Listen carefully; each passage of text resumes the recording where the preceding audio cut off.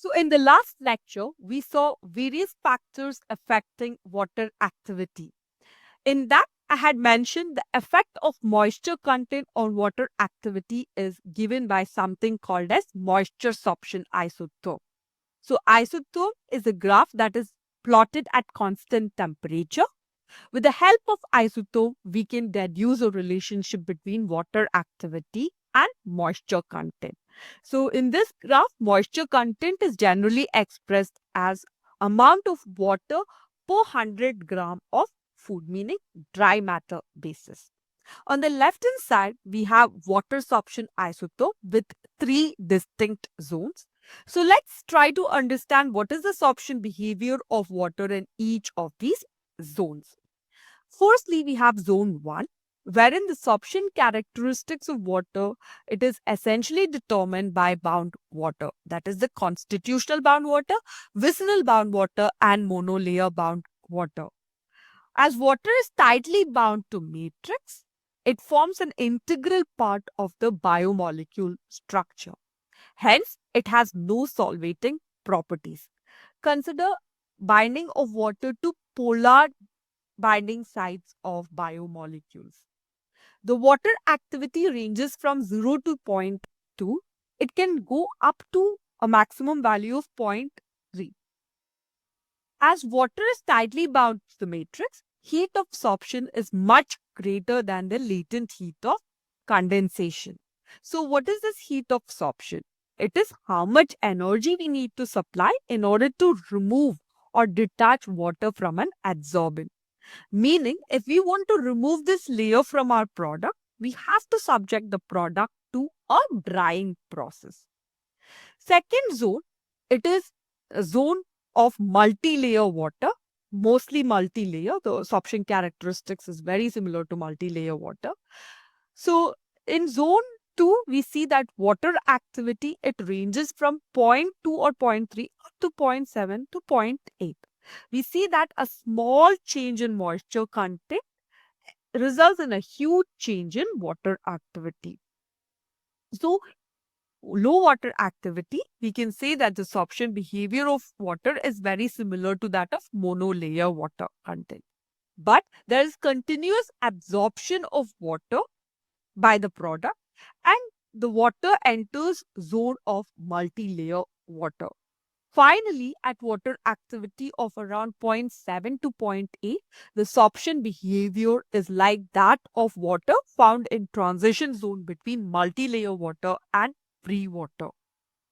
Therefore, this zone has low heat of sorption, meaning you don't have to supply a lot of energy in order to remove this water or this layer of water. Water has solvating properties, meaning there is a considerable possibility of product undergoing chemical and microbiological instability.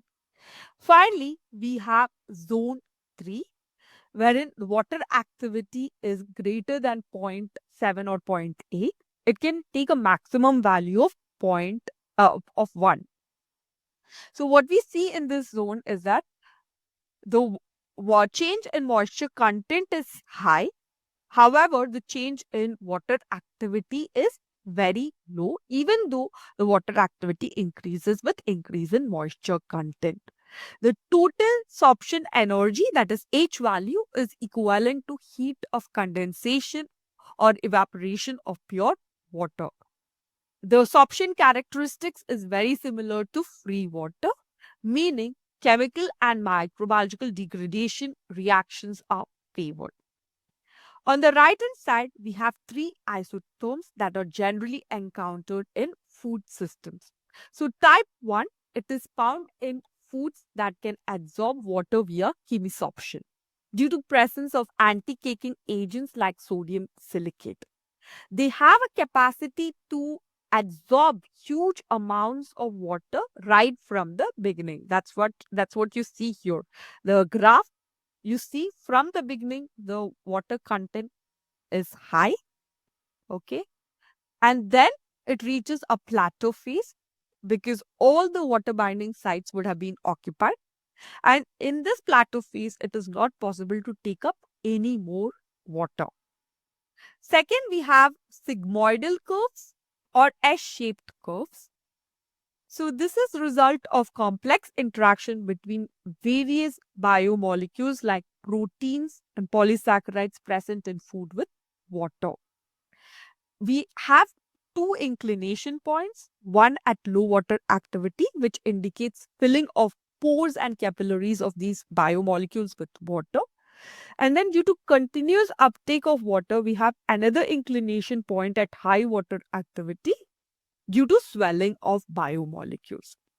One thing that we have to remember about this isotherm is that it is also exhibited by low molecular weight amorphous molecules that can take up water when placed in high relative humidity environment. Such products, they are susceptible to caking.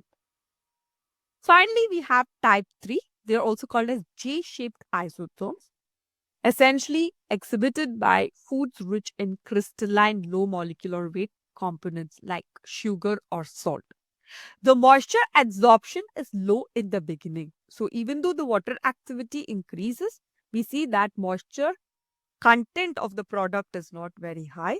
However, it suddenly spikes once the compound has reached its deliquescence point. So deliquescence point is nothing but it is that point at which there is complete dissolution of product in water.